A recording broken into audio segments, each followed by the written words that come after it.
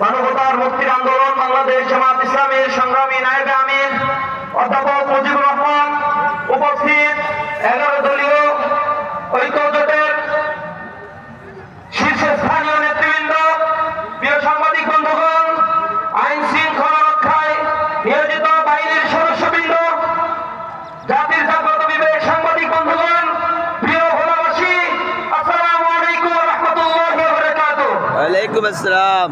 আমি কবির ভাষায় বলতে চাই,